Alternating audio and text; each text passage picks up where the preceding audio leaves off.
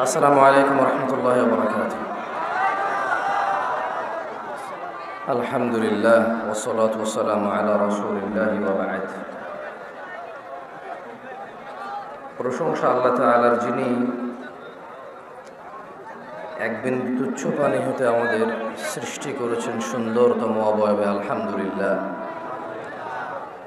অসংখ্য দুরূদ ও সালাম নাযিল হন মুস্তাফা সাল্লাল্লাহু আলাইহি ওয়াসাল্লামের উপর, যার পরে পৃথিবীতে আর কোনো নবী রাসূল আগমন করবেন না। আমরা সবাই বলি আল্লাহুম্মা সাল্লি আলাইহি, আল্লাহুম্মা বারিক আলাইহি। আমরা কৃতজ্ঞতা জ্ঞাপন করছি আয়োজক বৃন্দের প্রতি এবং আপনারা যারা উপস্থিত হয়েছেন তাদের প্রতি। আমাদের এখানে নিয়ে আসা হয়েছে বলার জন্য, আপনারা এসেছেন শোনার জন্য। আমি আমার কাজে মনোযোগ দিয়ে বলবো ইনশাআল্লাহ। আপনারা যে উদ্দেশ্যে এসেছেন শোনার, মনোযোগ দিয়ে শোনার বিনীত অনুরোধ রইল। যদি আপনারা এবং আমরা উভয় কথা বলা শুরু করি, না বলা হবে না শোনা হবে, কোনো কিছুই হবে না। ওই যে উর্দুর একটা প্রবাদ আছে, না ঘর কা না ঘাট কা দুশ্মন হ্যায় আনাজ কা, ধোবি কা গাধা। মানে না ঘরের না ঘাটের, এরকম হলে তো হবে না, কেমন? তবে আপনাদের এতটুকু বলি, আপনারা যেহেতু আমায় ভালোবাসেন, এতটুকু আস্থা রাখেন, আমি আপনাদের কষ্ট দিব না। মাইক পেলে আমি পাগল হয়ে যাই এরকম না। রাত 10:30 11টার পর এমনিতেই কথা বলার অভ্যাস খুব কম আমার। বিগত দিনগুলোতে যেগুলোতে আমি নিজে মাহফিল নিয়েছি, শর্ত সাপেক্ষে 10:30 10টা শেষ হয়ে গেছে। কিন্তু এই ধরনের প্রোগ্রামে আপনারা যারা অভ্যস্ত অনেক রাত পর্যন্ত কথা শোনার, তাদের জন্য এটা হয়তো ঠিক আছে। আমি সেই জন্য অনেক সময় বেশি রাত হলেও কথা বলি। তবে এতটুকু আমি বুঝি যে অনেকক্ষণ কথা বললে অনেক কিছু হবে, অল্প কথা বললে কিছুই হবে না, এটা আমি বিশ্বাস করি না। অল্প কথা, মনোযোগ দিয়ে শোনা, শ্রোতা যদি সেই কথার উপরে আত্মসমর্পণ করে যথেষ্ট। আমি অনেক বড় বড় বিদ্বান আলেম ওলামাকে বলতে শুনেছি, যদি কেউ সূরাতুল আসরের উপরে আমল করে তার যথেষ্ট। ওয়াল আসর ইন্নাল ইনসানা লাফি খুসর। এই যে পরের যে আয়াতটা, ইল্লাল্লাযীনা আমানু, আল্লাহ সুবহানাহু ওয়া তাআলা বলছেন যে জামানার কসম। কিসের কসম? যুগের কসম। ইন্নাল ইনসানা লাফি খুসর, নিশ্চয়ই মানুষ ক্ষতিগ্রস্ত।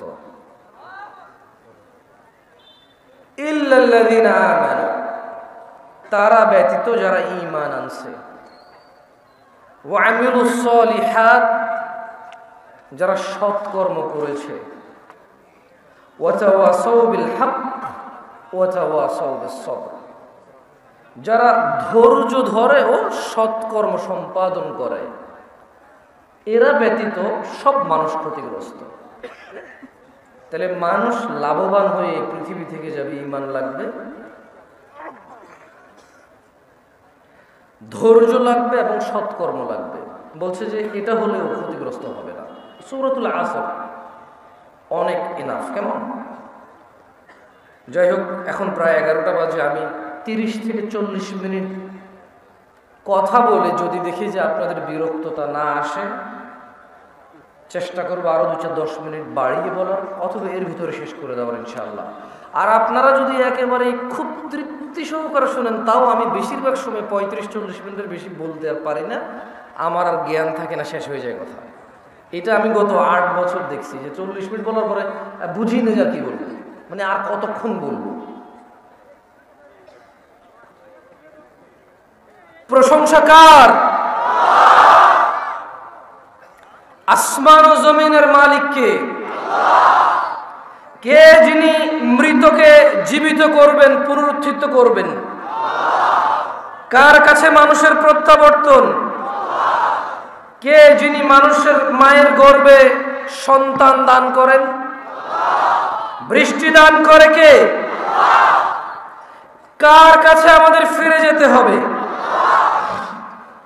আমাদের মধ্যে যে বন্ধুত্ব কামনা করে আল্লাহ সুবহানাহু ওয়া তাআলা তার জন্য যথেষ্ট।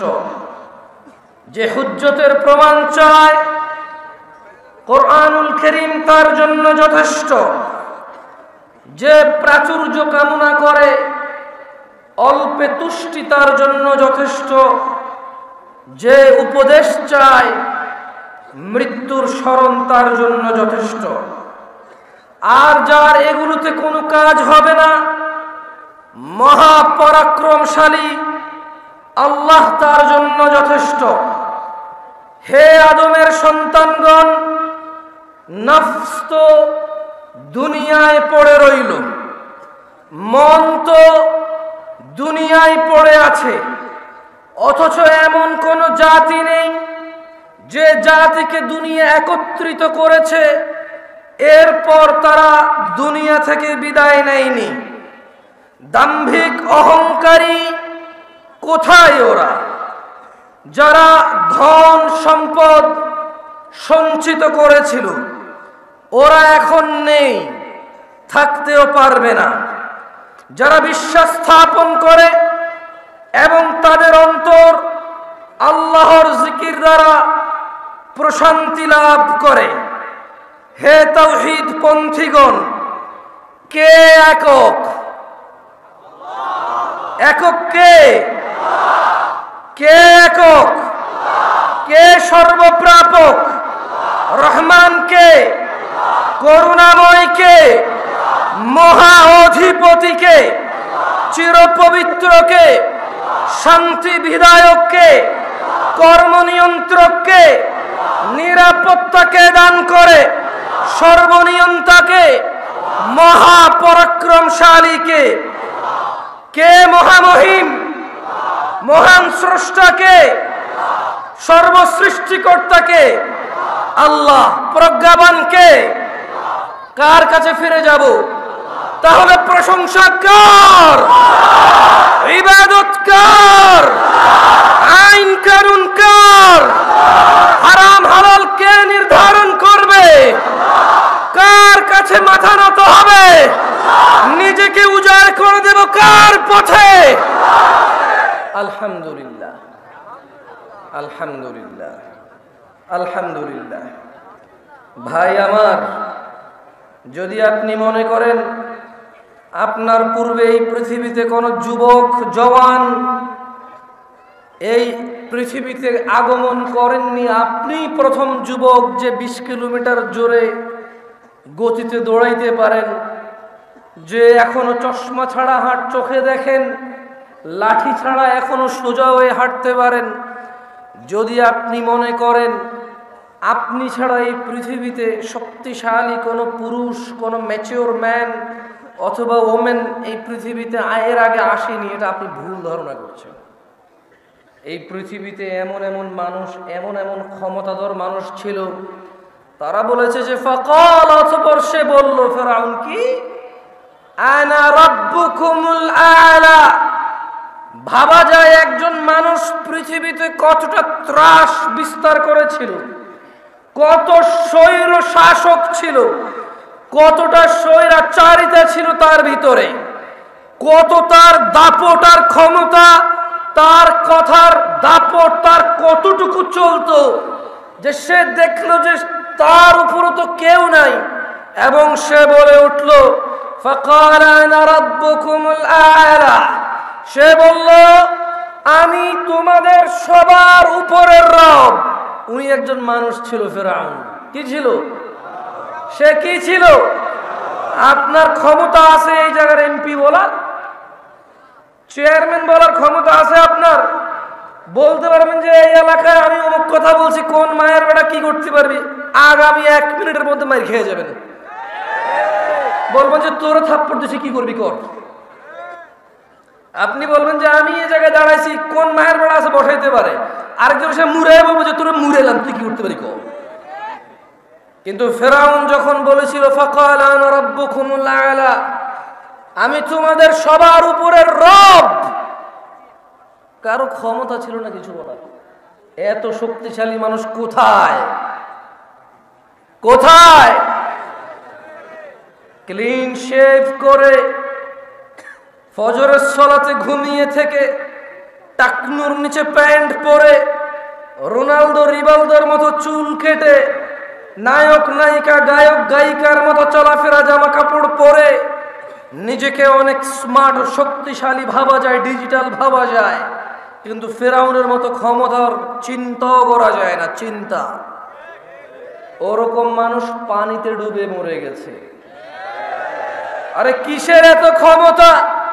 উষ্টা খেলে নখ ভেঙে যায়, গাড়ির নিচে পড়লে পিষে যেতে হয়, পানিতে পড়লে ডুবে যেতে হয়, ছাদ থেকে পড়লে দুমড়ে মুচড়ে যেতে হয়, আগুন লাগলে পুড়ে যেতে হয়। আমরা এত দুর্বল মানুষ, কিসের এত আমাদের ক্ষমতা?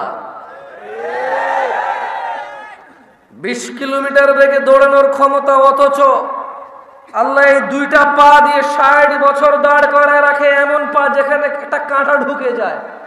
এই একটা ছোট্ট কাঁটা আর সুই ঢুকে গেলে হাঁটার ক্ষমতা নাই কারো ব্যথায়। এত দুর্বল মানুষকে কে সোজা সাবলীল করে হাঁটায়? তাহলে ইবাদত কার হবে? উনি সালাতে ডাকলে ঘুমায় থাকার ক্ষমতা ওনার বান্দাদের আছে। যারা ঘুমিয়ে থাকে তারা কি কৃতজ্ঞ নাকি অকৃতজ্ঞ? আল্লাহ সুবহানাহু ওয়া তাআলা কোরআনুল কারীমে বলছে, ইয়াউমা লা ইয়ানফাউ মালুন ওয়ালা বানুন, যেদিন ধন সম্পদ সন্তান সন্ততি কাজে আসবে না, ইল্লা মান আতাল্লাহ বিকলবিন সালিম, সেদিন শুধু উপকৃত হবে বিশুদ্ধ অন্তঃকরণ নিয়ে যে আল্লাহর কাছে যাবে। সিগারেট খোর, মদ খোর, জুয়ারি, নেশাড়ি, মারামারি করা লোক, দুর্নীতিবাজ, ঘুষখোর, সুদখোর, মিথ্যাবাদী, মিথ্যুক, নাচ গান করনেওয়ালা, এদের হৃদয় বিশুদ্ধ নাকি 5 ওয়াক্ত সালাত আদায়কারী সদা সত্যবাদী আল্লাহ ভীরু, এদের হৃদয় বিশুদ্ধ? কার? যে জুমার দিন সর্বশ্রেষ্ঠ দিনকে কেন্দ্র করে শেভ করে, তার হৃদয় বিশুদ্ধ না? এদেশে শেভের দিন কোন দিন বলতে পারেন? এদেশে শেভের দিন কোন দিন বলতে পারেন? বিয়ের দিন শুক্রবার, শেভের দিন শুক্রবার। এই দেশে সিনেমা নাটক রিলিজ হয় কোন দিনে বলতে পারেন? কেন? সবার বন্ধ সময় আছে, সিনেমা দেখবে, এই জন্য শুক্রবারে সিনেমা নাটক বের হয় দেশে। রমাদানের পর ঈদ আসে, ইবাদা, কুরবানি আসে, ইবাদা।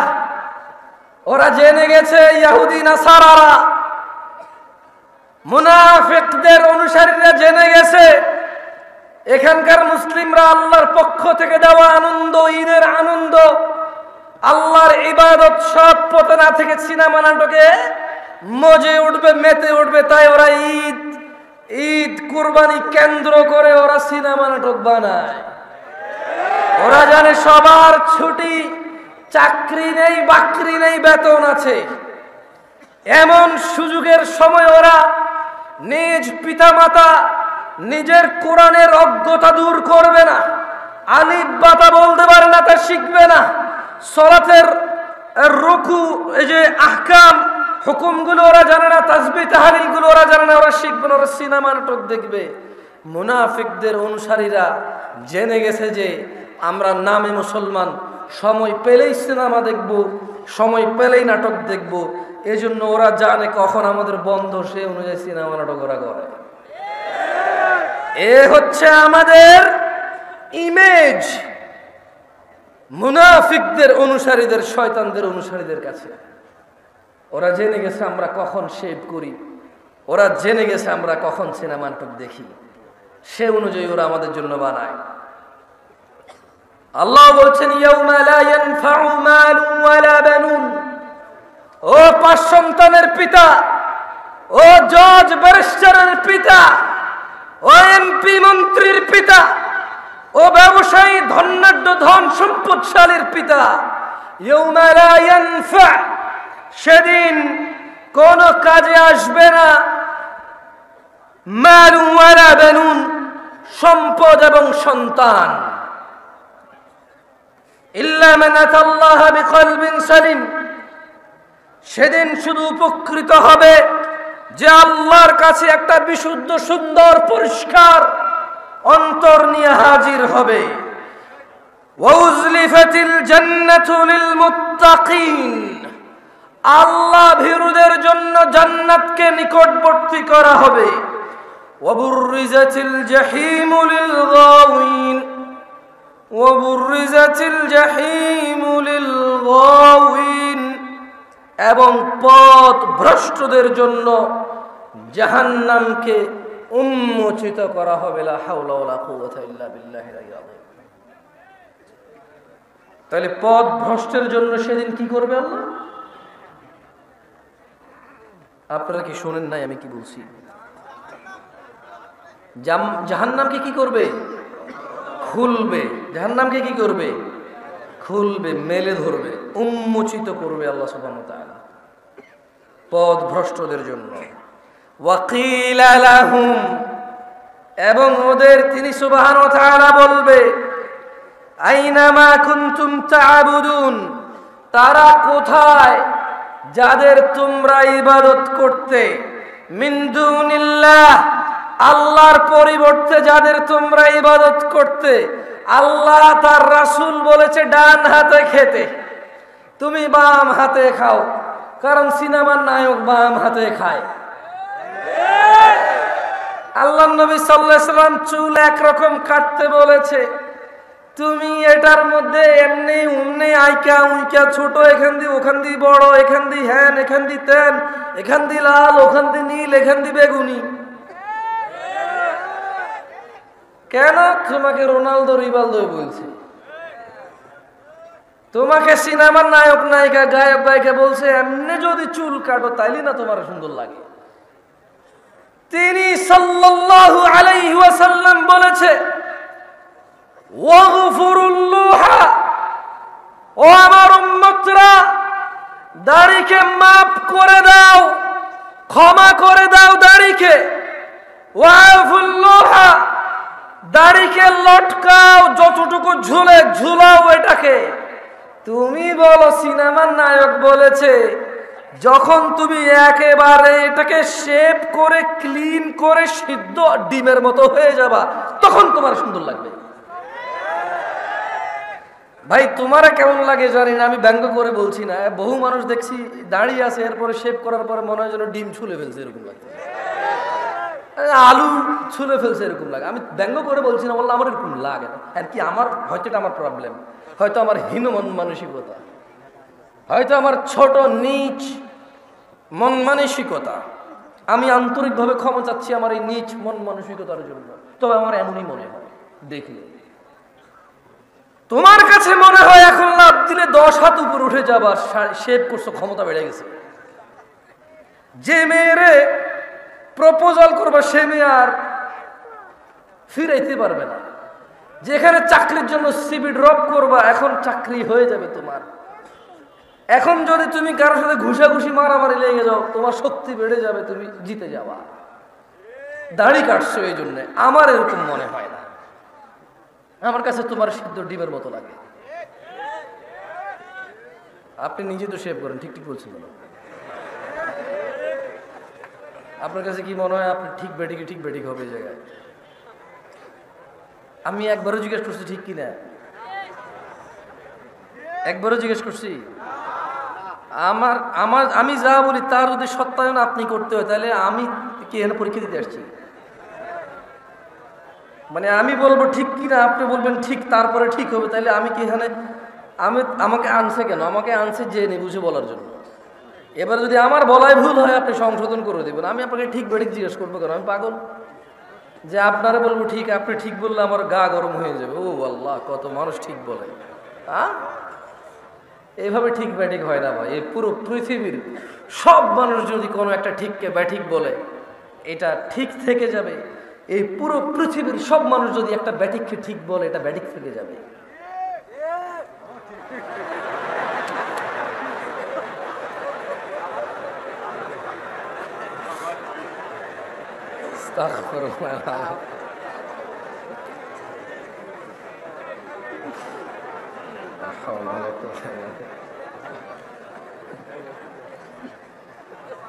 সুবহানাল্লাহ ওয়া বিহামদিহি।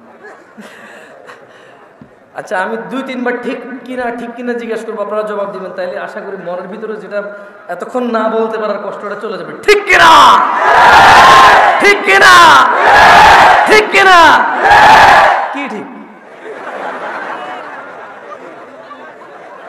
এই দেশে ঠিক কিনা বলার পরে যে ঠিক বলে সবাই, এটার কোনো ঠিক থাকা দরকার নেই। এই ঠিক কিনাটাই ঠিক, বুঝছেন? কোন সাবজেক্ট হওয়া লাগবে না, ঠিক কিনা এটাই একটা সাবজেক্ট, এটাই ঠিক। এবং ধরেন আমি বলি, আমাদের অবস্থা এমন,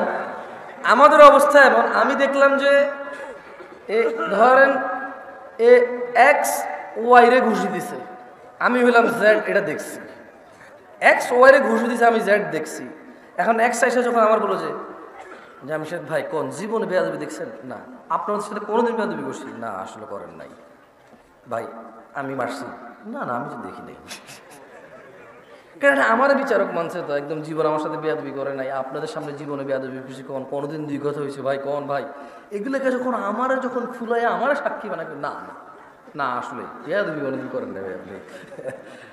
তো এগুলো হচ্ছে আমাদের মানে একেবারে রক্তে মিশে গেছে জিনিসগুলা। অন্যায় দেখার পরও যখন আমার বিচারক মানা হয়, আমি বলি যে না, ছেলেটা তো সম্মান করছে আমারে। মানে সিগারেট আল্লাহর সামনে খায়। কার সামনে খায়? আল্লাহর সামনে খায়। এটাতে বেয়াদবি নাই। বলে যে ছেলে খুব ভালো, জীবনেও বেয়াদবি করে নাই, মাঝে মধ্যে সিগারেট খায় মনে হয়, আমাকে দেখি ভাবে হাত এইভাবে রেখে দেয় পিছনে। হ্যাঁ, মানে আমার সামনে খায় না। এই হলো যে ছেলের আদব। ওনার সামনে খায় না, এই জন্য ছেলের আদব।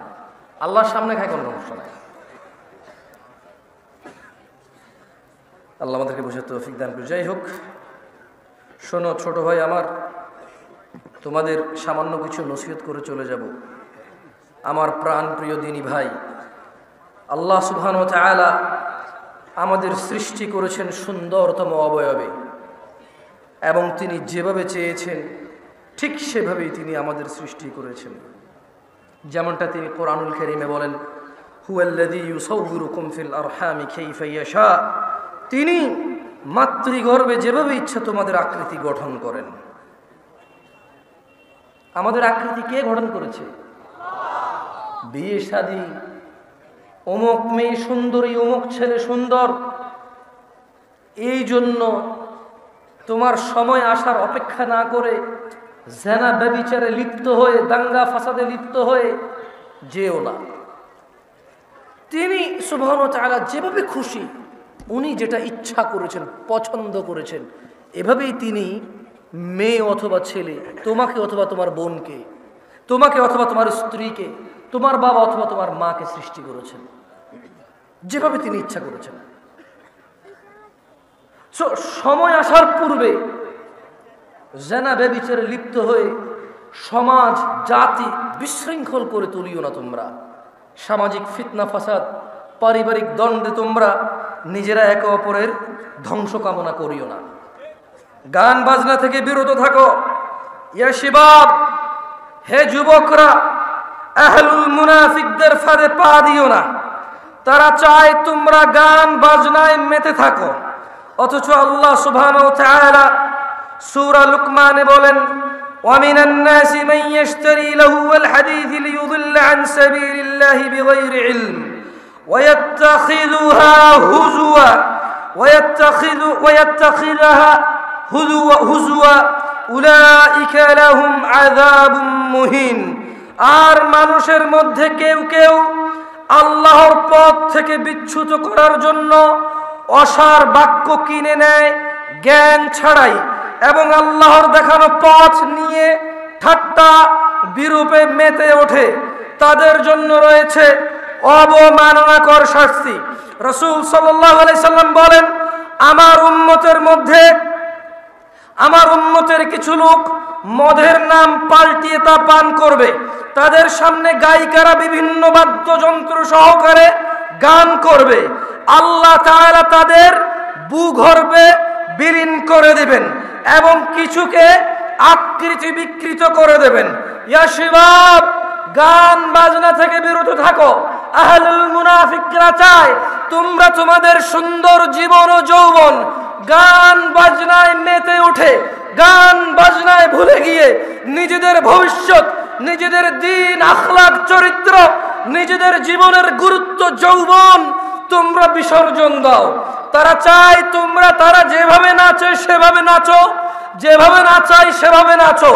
তোমরা তাদের অ্যালগরিদমে চলে আসো।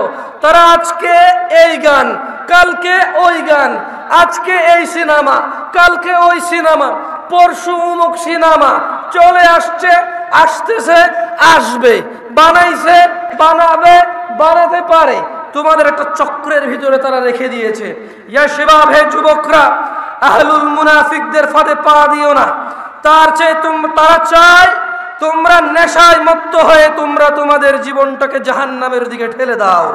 তারা চায় তোমরা নেশায় মত্ত হয়ে, নেশায় নিজেকে উজাড় করে দিয়ে, উৎসর্গ করে দিয়ে তারা চায় তোমরা জাহান্নামের নিকটবর্তী হয়ে, জাহান্নামের গভীরে, গহ্বরে তোমরা বিলীন হয়ে যাও। তারা চায় তোমরা শয়তানের ফাঁদে পা দাও, তোমরা আল্লাহ দ্রোহিতায় মেতে ওঠো। তারা চায় তোমরা নেশা করে আল্লাহ তার রাসূলের দ্রোহিতায় মেতে ওঠো। অথচ আল্লাহ সুবহানাহু ওয়া তাআলা চায় তোমরা সফল হও, সফলতার দিকে আসো। তিনি সুবহানাহু ওয়া তাআলা বলেন, ইয়া আইয়ুহাল্লাযীনা আমানু, হে তোমরা যারা ঈমান এনেছো। কারা কারা আমরা ঈমান এনেছি রবের প্রতি? তাকবীর! ঈমান এনেছি কারা কারা? কার প্রতি ঈমান আনছি? তিনি আরশের মালিককে, বিচার দিবসের মালিককে, জান্নাত জাহান্নামের মালিককে, সুস্থতাকারীকে, রিজিক দাতাকে আমরা ওনার প্রতি ঈমান আনছি। তিনি বলছেন ইয়া আইয়ুহাল্লাযীনা আমানু। তাহলে আমাদেরকে বলছেন, যারা আমরা ঈমান আনছি সবাইকে বলেন। যে বেঈমান, মুশরিক, কাফের, ওকে বলেনি। তিনি সুবহানাহু ওয়া তাআলা আমাকে, আপনাকে, আমাদের, আমরা যারা ঈমান এনেছি ওদেরকে বলছেন যে ইন্নামাল খামরু ওয়াল মাইসির ওয়াল আনসাবু ওয়াল আজলামু রিজসুম মিন আমালিশ শাইতান ইয়া আইয়ুহাল্লাযীনা আমানু ফাজতানিবু। হে তোমরা যারা ঈমান এনেছো, নিশ্চয়ই মদ, জুয়া, মূর্তি পূজার বেদী ও ভাগ্য নির্ণয় করা তো কেবল ঘৃণার বস্তু, শয়তানের কাজ। ফাজতানিবু, তোমরা এটা থেকে বিরত থাকো, তোমরা এটা বর্জন করো। ফাজতানিবু লাআল্লাকুম তুফলিহুন, মদ, জুয়া এগুলো তোমরা বর্জন করো। লাআল্লাকুম তুফলিহুন, যাতে তোমরা সফল হও।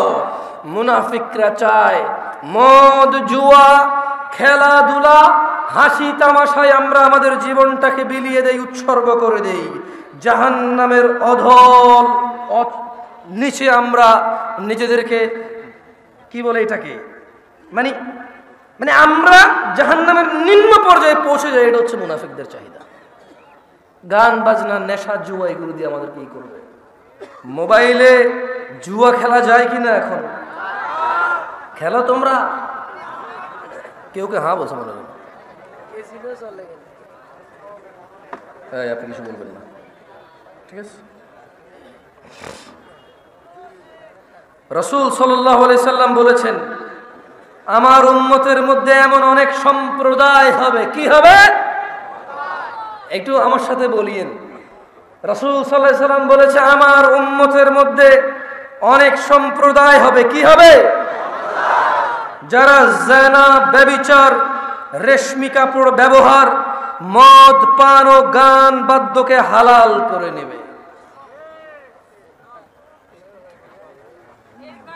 কি কি হালাল করবে?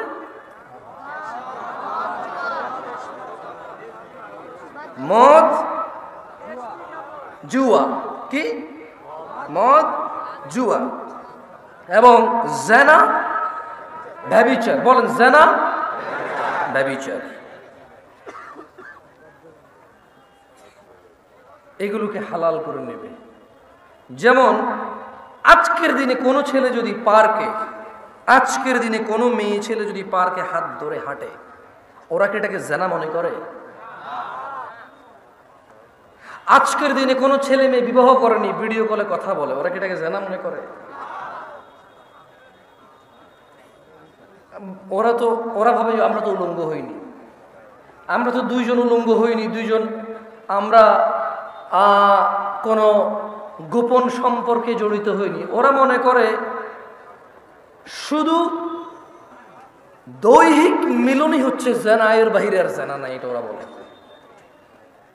এই জন্য আপনি দেখবেন কিছু ছেলে প্রশ্ন করবে, হুজুরদের কাছে করে, আমি তো আসলে বড় আলেম না, অনেক আলেমের কাছে প্রশ্ন যায় যে আমি আর হারাম করতে ইচ্ছুক নই, আমি হারামকে হালাল করতে চাই। ও কি করতে চায়? মানে মনে হয় যেন শুকরকে হালাল করে ফেলবে এখন, কুকুর হালাল করে ফেলবে, যেমন সুদকে হালাল করছে এরা। মনে কষ্ট নিয়েন না, মনে কষ্ট নিয়েন না, লজ্জা পাইয়েন না। এই তোমাদের যে ক্যামেরাগুলো তোমরা এখন ঘুরাবা না, কেমন একদম যেভাবে সেভাবে স্টিল থাকুক। আমি কাউকে লজ্জা দিতে চাই না। যাদের হাতে মোবাইল আছে বন্ধ করে দাও, 2 মিনিটের জন্য আবার তোমরা চালু করি, আমি একটা পরীক্ষা নেব। যাদের হাতে মোবাইল আছে তোমরা বন্ধ করে দাও। যেগুলো চলতেছে এগুলো তো কাউকে দেখা যাচ্ছে না। আমি যে প্রশ্ন করবো স্টেজের আশেপাশে আপনারা কেউ হাত তুলিয়েন না, কেমন? কারণ ওই ক্যামেরায় চলে আসবে তো। আমি চাই না আমার কোনো মুসলমান ভাইকে আমি অপমান করি, এটা আমি চাই না। আমি চাই না ওর সম্মান নিলামে উঠে যাক, ফেসবুকে উঠে যাক, ইউটিউবে উঠে যাক, এটা আমি চাই না। আমি চাই ইসলাহ, সংশোধন। আমি কি চাই? সংশোধন। আমি একটা প্রশ্ন করব, আপনারা সত্যি জবাব দিবেন আমাকে, কথা দেন। লজ্জার কিছু নেই, কেউ কারো দিকে তাকাবেন না, কেমন? এখন আমি আপনাদের একটা প্রশ্ন করব, আপনারা জবাব দিন, এবং কেউ কারো দিকে তাকায়েন না। এটা দুষ্টামের কিছু না, এটা আফসোসের কিছু, এটা লজ্জাস্কর কিছু, এটা মানে মাথা নত লজ্জাস্কর কিছু। আমি জিজ্ঞেস করবো, এটা আফসোস, আফসোসের কিছু, হাসি তামাশার কিছু হবে না। তবে আমি অনুরোধ করব, কেউ কারো দিকে তাকাবেন না, কেউ কারো দিকে ক্যামেরা করবেন না, সত্যি করে জবাব দিবেন। আমি শুধু ইসলাহের জন্য জিজ্ঞেস করতেছি, যারা যারা আজকে ঈশান নামাজ পড়েন নাই এখনো, রাতের বাজে 11:30, যারা যারা আজকে ঈশান নামাজ এখনো পড়েন নাই তারা হাত তোলেন। কেউ কারো দিকে তাকায়েন না, কেউ কারো দিকে তাকায়েন না, সবাই নিচের দিকে তাকান। নামান। ওয়াল্লাহি যা আমি দেখছি,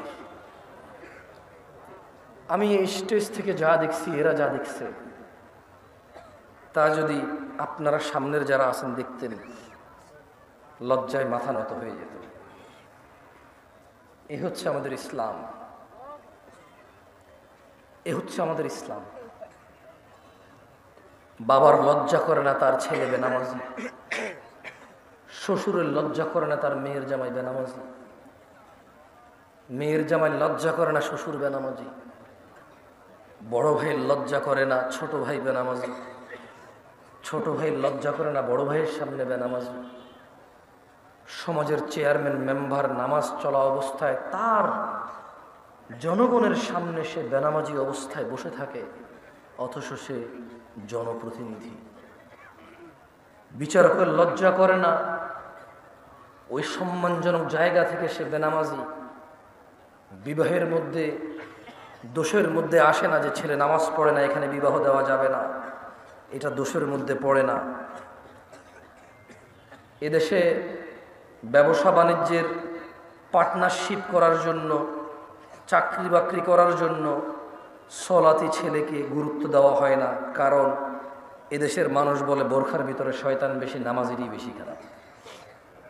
ও নিজে নামাজ আদায় করে না, তো এই জন্য এটা বলে, অথচ ও জানে না খারাপ আমরা সবাই, মুশরিক ও গুনাহগার।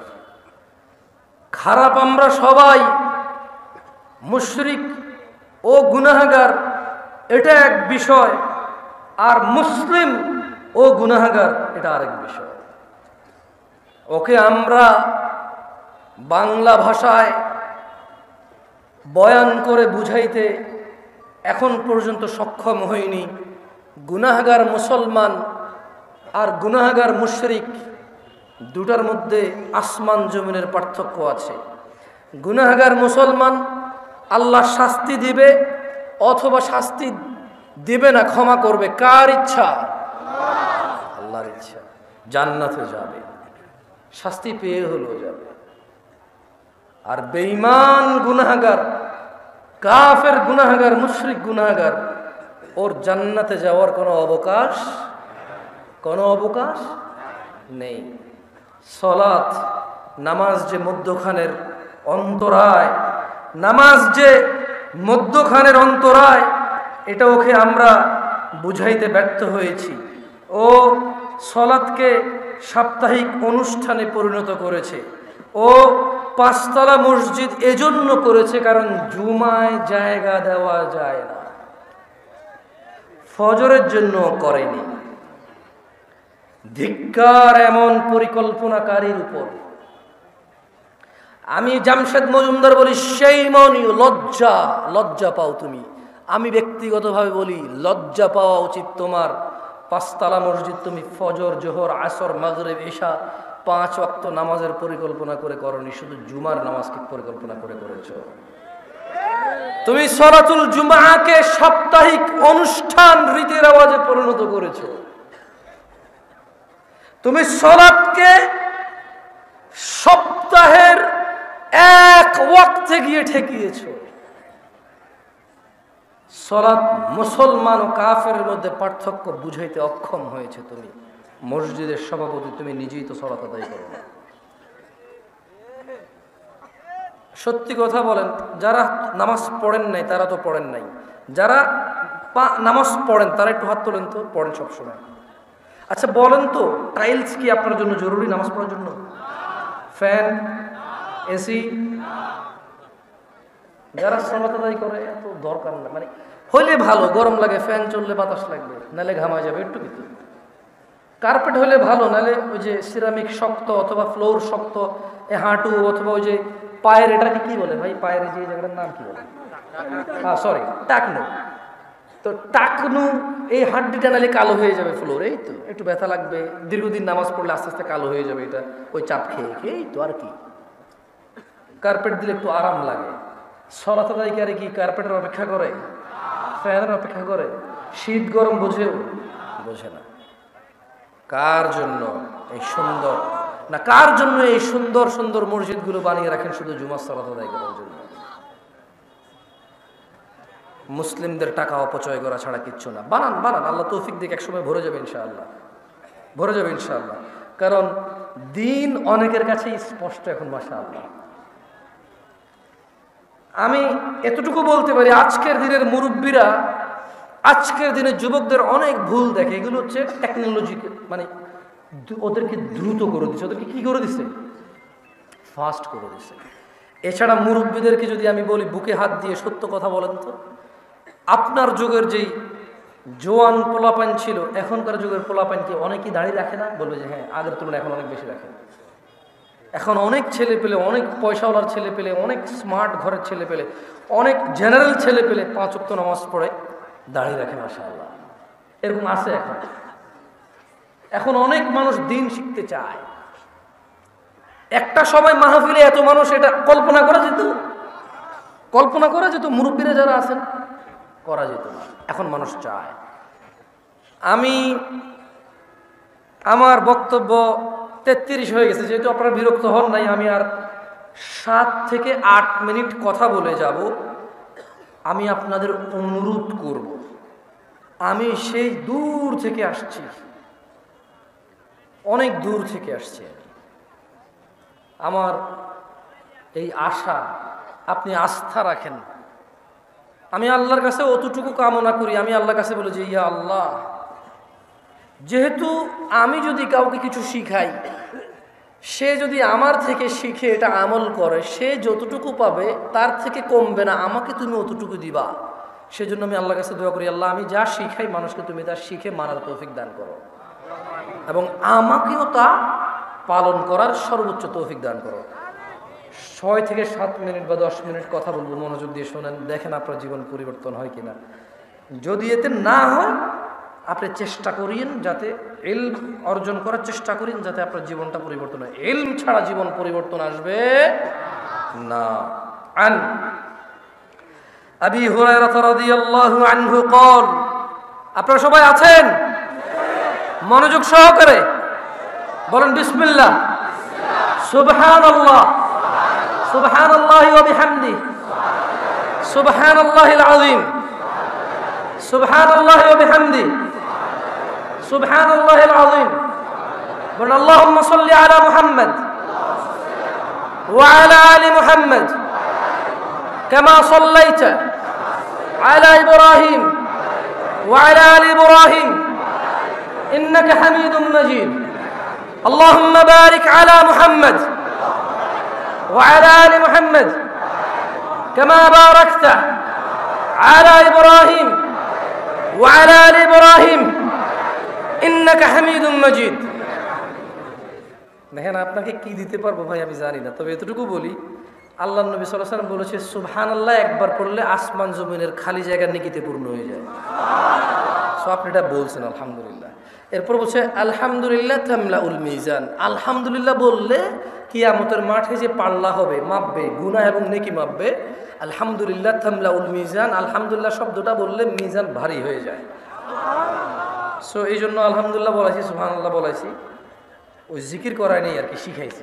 জিকির করে নাই, বলো লা ইলাহা, এগুলো করে না, ওটা করি নাই আর কি, শিখাই দিছি যে সুবহানাল্লাহ বলিয়েন আসমান জমিনের খালি জায়গা পূর্ণ হবে নাকি দিয়ে।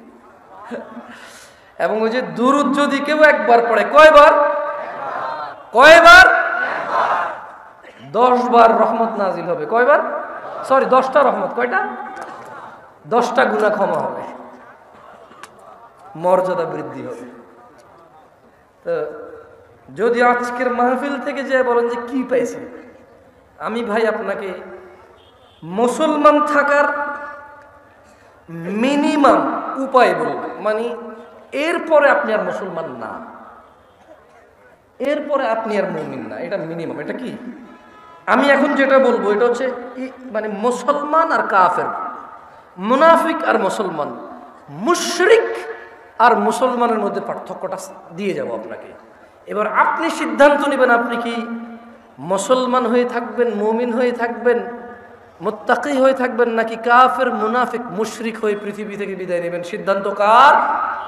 আপনাদের। যাই হোক, আন আবি হুরায়রা রাদিয়াল্লাহু আনহু, আবু হুরায়রা রাদিয়াল্লাহু আনহু থেকে বর্ণিত, তিনি বলেন রাসূল সাল্লাল্লাহু আলাইহি সাল্লাম বলেছেন, আমার সাথে একটু বলেন তো, কুল্লু উম্মতি ইয়াদখুলুনাল জান্নাহ। মুখ কি শক্ত হয়ে যাচ্ছে? বলেন আমার সাথে, কুল্লু উম্মতি ইয়াদখুলুনাল জান্নাহ। আমার সমস্ত উম্মত জান্নাতে যাবে। কে বলেছে? রাসূলুল্লাহ। কে বলেছে? সাল্লাল্লাহু আলাইহি ওয়াসাল্লাম। তিনি বলেছেন ইল্লা মান আবা, শুধু আবা জান্নাতে যাবে না। ক্বালু, সাহাবারা বলল, ওয়ামান ইয়াবা ইয়া রাসূলুল্লাহ, কে আবা ইয়া রাসূলুল্লাহ সাল্লাল্লাহু আলাইহি ওয়াসাল্লাম। তিনি সাল্লাল্লাহু আলাইহি ওয়াসাল্লাম বললেন, মান আতাআনি, যেই ব্যক্তি মুহাম্মদ সাল্লাল্লাহু আলাইহি সাল্লামের অনুসরণ করে, দাখালাল জান্নাহ, সে জান্নাতে যাবে। ওয়ামান আসানি, আর যে ইবাদতের ক্ষেত্রে নেকির জন্য, কল্যাণের জন্য, মুক্তির জন্য কোন ইবাদত করে অথচ আল্লাহর নবীর পক্ষ থেকে সাব্যস্ত নয়, সেই হচ্ছে আবা, সেই জান্নাতে যাবে না। আপনি সালাত শেষে দোয়া করবেন, মুনাজাত করবেন, এটা আপনার আর আপনার রবের সর্বোচ্চ আপনার নিরাপত্তা, যে আপনি কার কাছে হাত তুলেছেন, কার কাছে দিবে কে, কবুল করবে কে, কার কাছে চাইবেন, চাওয়া উচিত কার কাছে। তাহলে আপনি নামাজ শেষে হাত তুলবেন কার কাছে? কিন্তু আপনি একা তুলবেন নাকি আপনি ইমাম সাহেব সবাইকে নিয়ে সম্মিলিতভাবে তুলবেন? আর ভাই জবাব জিজ্ঞেস করতেছি না ভাই, শোনেন আমি জিজ্ঞেস করবো, ভেজাল লাগায়েন না ভাই, এমনিতে ভেজালের শেষ নাই। কি বলি আগে দেখেন, আগে কি বলি দেখেন আমি আগেই বলছি, আপনি কিছু বললে যায় আসে না, আমি বলতে উঠছি তো। আমি যখন আপনার থেকে বলানো লাগবো আমি নিজে আপনার বলে বলাবো ইনশাআল্লাহ। কেমন একটু নিরাপত্তার বোঝেন ভাই, যাইতে হইব তো নিরাপত্তা, বুঝছেন? কোনি যদি আবার বোঝেন না, মায়ের খেমু নাকি এখন ভাই? ওদ্দুর মানে সাহস এখন আমার হয় না যে মায়ের খাবো আর বলবো না, দরকার নাই ভাই, বাইসে থাকলে বহুত কথা কইতে পারবো ইনশাআল্লাহ, বোঝেন নাই? তো আমি ইমাম সাহেবকে বলবো, ইমাম সাহেব, আমি এলাকার মান্যগণ্য মানুষকে বলবো, মান্যগণ্য সাহেব, আমি এলাকার দিন প্রিয় ইসলাম প্রিয় ভাইকে বলবো, ভাই সলা ইবাদা, দোয়া ইবাদা। সলাৎ শেষে আপনি নিজে দোয়া করবেন নাকি সবাইকে নিয়ে দোয়া করবেন? এটা হাদিস থেকে সলভ করেন, এটা আমি অনুরোধ করব। সহিহ সুন্নাহ দিয়ে এটা সলিউশন করে ফেলেন। আপনি সিদ্ধান্ত নেবেন তো, আল্লাহ আপনাকে স্বাধীনতা দিয়েছেন। আল্লাহ বলেছে ইন্না হাযিহি তাযকিরা, এই কুরআনুল কারীম হচ্ছে উপদেশ। ফামান শাআ ইত্তাখাযা ইলা রাব্বিহি সাবিলা, তোমাদের মধ্যে যার খুশি স্বাধীন আছো, এটাকে অবলম্বন করবা। যে এটা অবলম্বন করবা সফল হবা, যে অবলম্বন করবা না, আজকে তোমার খুশি চলবে কিন্তু বিচার জীবনে কার খুশি চলবে? বিচার দিবসে।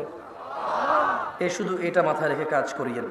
তো আল্লাহ নবী সাল্লাল্লাহু আলাইহি ওয়াসাল্লাম বলেন যে কুল্লু উম্মতি ইয়াদখুলুনাল জান্নাহ, আমার সব উম্মত জান্নাতে যাবে আবা ছাড়া। বলল আবাকে ইয়া রাসূলুল্লাহ সাল্লাল্লাহু আলাইহি সাল্লাম?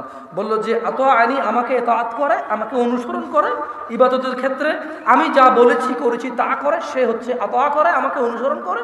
আর যে আমাকে অনুসরণ করে না সেই হচ্ছে আবা, সে জান্নাতে যাবে না। সালাতের গুরুত্ব নিয়ে দু চারটা কথা বলে আমি চলে যাব ভাই আমার, শুনেন। عن معاذ بن جبل رضي الله عنه قال قال رسول الله صلى الله عليه وسلم, আল্লাহ রাসূল সাল্লাল্লাহু আলাইহি ওয়াসাল্লাম বলেন, মুআয ইবনে জাবাল থেকে বর্ণিত, আলা উখবিরুকা বিরাসিল আমরি কুল্লিহি ওয়া আমুদিহি ওয়া যিরওয়াতি সানামিহি, আমি কি সমস্ত কাজের মূল স্তম্ভ ও সর্বোচ্চ শিখর সম্পর্কে তোমাদের জানিয়ে দেব না?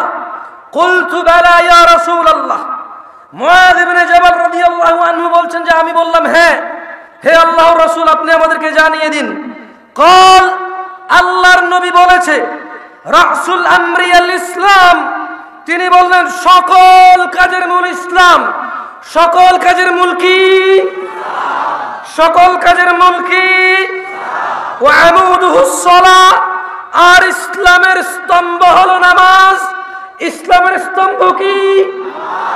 সকল কাজের মূল কি? সকল কাজের মূল কি? সকল কাজের মূল কি? সকল কাজের মূল কি? ইসলামের স্তম্ভ কি? ইসলামের স্তম্ভ কি? আপনার যত ইবাদত আছে, আপনার যত ইবাদত আছে এই সবগুলোর মূল কি? ইসলাম। সকল কাজের মূল কি? সকল কাজের মূল কি? এই এত বড়, ওকে কেমন? ওয়া আমুদুহুস সালাহ, আর ইসলামের স্তম্ভ কি? ইসলামের স্তম্ভ কি? স্তম্ভ। এই হলো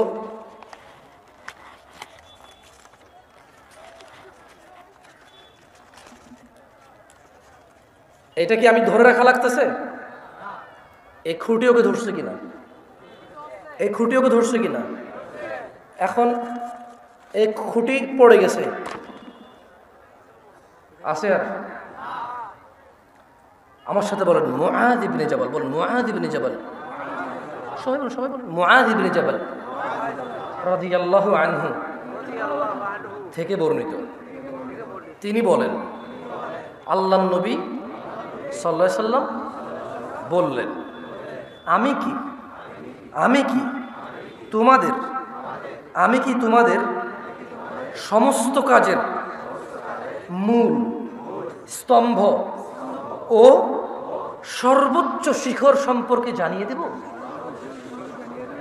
মুআয ইবনে জাবাল বললেন, হ্যাঁ ইয়া রাসূলুল্লাহ, আপনি জানিয়ে দেন। তিনি সাল্লাল্লাহু আলাইহি ওয়াসাল্লাম বললেন, সকল কাজের মূল ইসলাম। সকল কাজের মূল কি? ইসলামের খুঁটি কি? যার সলানে তার ইসলাম আছে, খুঁটিবিহীন ছাদ না? বাহ বাহ বাহ, সবকিছুকে আসমান মনে করেন না? সবকিছুকে আসমান মনে করেন। আপনি নিজেকে আসমান মনে করেন যে আপনার খুঁটি লাগবে না। আপনি কি আসমান? আপনি আসমান না, আপনি মানুষ। আপনি কি মানুষ? আপনি মুসলমান হইতে হলে খুঁটি লাগবে। ইসলামের খুঁটি কি? সলা। আল্লাহ সুবহানাহু ওয়া তাআলা আমাদেরকে বুঝার তৌফিক দান করুন। দেখেন, আমি একটা হাদিস, আরো একটা হাদিস আপনাকে পড়ে শোনাই। এটা হচ্ছে আন আব্দুল্লাহ ইবনে মাসউদ রাদিয়াল্লাহু আনহু قال, মানে আব্দুল্লাহ ইবনে মাসউদ থেকে বর্ণিত, তিনি বলেন যে সাআলতু নবী সাল্লাল্লাহু আলাইহি ওয়াসাল্লাম, আমি আল্লাহর নবী সাল্লাল্লাহু আলাইহি ওয়াসাল্লামকে জিজ্ঞাসা করলাম, আইয়ুল আমালি আহাব্বু ইলাল্লাহ, আল্লাহর কাছে কোন কাজটি সর্বপ্রিয়? তিনি সাল্লাল্লাহু আলাইহি ওয়াসাল্লাম বললেন যে আসসালাতু আলা ওয়াক্তিহা, আল্লাহর কাছে সবচাইতে প্রিয় হচ্ছে সময় মতো নামাজ পড়া। আল্লাহর কাছে সবচাইতে প্রিয় আমল কি? সময় মতো নামাজ পড়া। বলেন আসসালাতু, জোরে, আসসালাতু আলা ওয়াক্তিহা। আল্লাহর কাছে সব থেকে প্রিয় ইবাদত কি? আসসালাতু আলা ওয়াক্তিহা। সালাত মানুষের গুনাহের কাফফারা হয়ে যায় ভাই আমার। যাই হোক, আমি লাস্ট একটা হাদিস বলে আজকের বক্তব্য থেকে আমি বিদায় নেব ইনশাআল্লাহ। রাত অনেক হয়েছে, আমি জানি আপনারা 30 কিলোমিটার দূর থেকে এখানে আসছেন না? অনেকে 30-40 কিলোমিটার। আমি শুনছি একজন বলছে ভাই রংপুর থেকে আসছে। আমি জানি না এখান থেকে রংপুর করতে, আমি জানি না। এই যে হাত তুললো, রংপুর থেকে আসছে। আমি কষ্ট দিতে ইচ্ছুক নাই ভাই। আপনারা আমাকে ভালোবাসা আসছেন, আমার উচিত হবে না আপনাকে কষ্ট দেওয়া, কারণ আপনি আমাকে আল্লাহর জন্য ভালোবাসেন। আহাব্বুকুমুল্লাযী আহবাবতানি লাহ, আমিও আল্লাহর জন্য আপনাদের ভালোবাসি। দুইটা হাদিস বা একটা হাদিস বলে চলে যাবে। দেখেন ভাই আমার, আন সাঈদ ইবনুল মুসাইয়্যিব রাদিয়াল্লাহু আনহু থেকে বর্ণিত। না কথা বলিয়েন না প্লিজ, একটা হাদিস স্যার, প্লিজ কথা বলিয়েন না। এইটা মানে আমি যে এতক্ষণ বলছি যে মুনাফিক মুশরিক হয়ে মরবেন নাকি মুসলমান হয়ে মরবেন, এই হাদিস থেকে বলছি আমি আসলে। যে সাঈদ ইবনুল মুসাইয়্যিব রাদিয়াল্লাহু আনহু থেকে বর্ণিত, তিনি বলেন আল্লাহর নবী সাল্লাল্লাহু আলাইহি সাল্লাম বলছে যে বাইনানা ওয়া বাইনাল মুনাফিকিন, আমাদের মুসলমানদের, আমাদের মুমিনদের, আমি আর আমার উম্মতের মধ্যে পার্থক্য হচ্ছে। আমি একটু ব্যাখ্যা করে বললাম আর কি, এইভাবে উনি বলেনি। উনি বলেছে যে বাইনানা, আমাদের, ওয়া বাইনাল মুনাফিকিন, মুনাফিকদের মধ্যে পার্থক্য হচ্ছে শুহুদুল ইশা ওয়াস সুবহ, ঈশার নামাজ আর ফজরের নামাজ উপস্থিত হওয়া। মুনাফিকরা উপস্থিত হতে পারে না। যাই হোক, আজকের দিনের শেষ হাদিসটা আমার সাথে পড়ে আমরা চলে যাব, কেমন? এটা শেষ হাদিস, পড়বেন? যত শক্তি আছে শরীরে এটা দিয়ে পড়েন যাতে মনে থাকে। বলেন আমার সাথে, বলেন আন জাবির রাদিয়াল্লাহু আনহু। উঠে দাঁড়ান, সবাই উঠে দাঁড়ান, দাঁড়ায় পড়েন এটা, কারণ ওয়াজ শেষ। দাঁড়ান ভাই হয়েছে। পুলিশ একজন এসে গুলি করে 2টা আঠি দিয়ে বাড়ি দিলে কই দৌড়াবেন? ওকে, এবার বলেন আন, জোরে, আন জাবির রাদিয়াল্লাহু আনহু। জাবির রাদিয়াল্লাহু আনহু থেকে বর্ণিত, তিনি বলেন আল্লাহর রাসূল সাল্লাল্লাহু আলাইহি সাল্লাম বলেছেন বাইনাল আবিদি, সবাই হাত রাখুন, বাইনাল আবিদি ওয়া বাইনাল কুফরি, বাইনাল আবিদি ওয়া বাইনাল কুফরি তারকুস সালাহ, বান্দা এবং কুফরের মধ্যে পার্থক্য হচ্ছে তারকুস সালাহ, নামাজ ছেড়ে দেওয়া। যে নামাজ পরিপূর্ণ ছাড়ে সে কুফরিতে নিমজ্জিত হয়। أقول قولي هذا واستغفر الله لي ولسائر المؤمنين فاستغفروا إنه هو الغفور الرحيم سبحانك اللهم وبحمدك أشهد أن لا إله إلا أنت أستغفرك وأتوب إليك السلام عليكم ورحمة الله وبركاته